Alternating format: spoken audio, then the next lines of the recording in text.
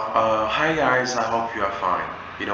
Aujourd'hui nous allons parler de la prononciation de ED qui termine les verbes réguliers autant pour moi.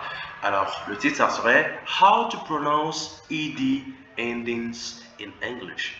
There are three different ways to pronounce ED at the end of regular verbs. It depends on the last sound of the verb before adding ed.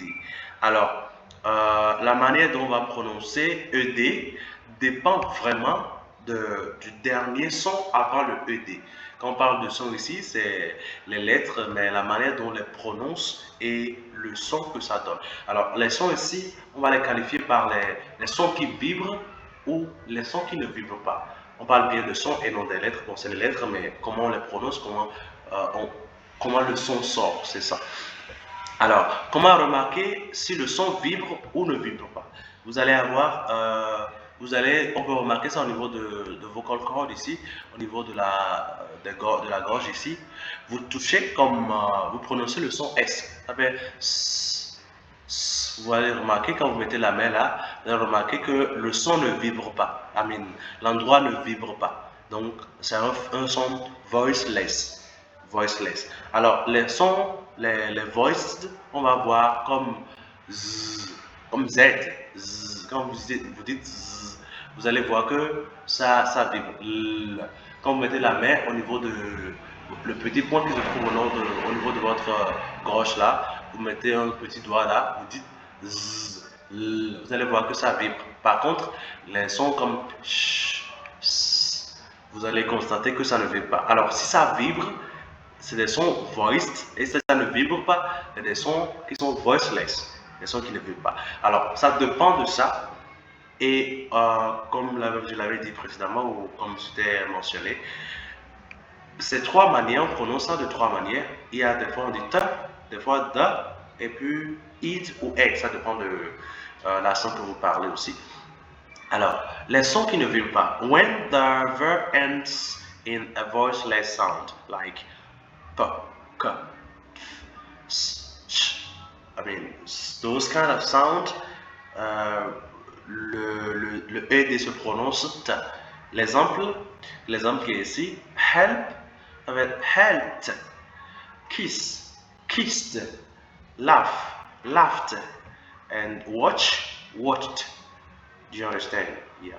Maintenant, quand le son va vibrer maintenant, quand le son avant ED va vibrer, là, on va prononcer ça D. Quelques exemples de sons qui vibrent, des lettres qui vibrent. Ça fait L comme L, R, G, G. Quand vous touchez, vous allez voir que ça vibre. V, Z, M, B. Donc, c'est les sons là qui vibrent, à l'exception des sons de T et D. Donc, ces deux-là sont à part. Alors, si les sons vibrent, et c'est pas T, c'est pas D, c'est L, N, R, G, V, Z, M et autres qui vibrent, le ED se lit D, comme dans played, played, dans called, called, clean, cleaned, cleaned, love, loved, loved. So, dans ces circonstances, le ED se lit si la lettre ou le son avant le ED est un son qui vibre. Alors, la troisième façon de le prononcer, c'est id ou ed ou ed. Ça dépend de l'accent que vous prononcez, je l'avais bien dit.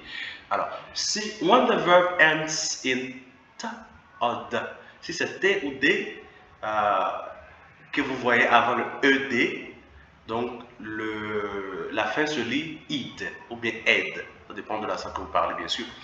Ça dit comme les verbes comme want, wanted, or wanted, need, needed, or needed, decided, waited, yes, waited, yes. You see?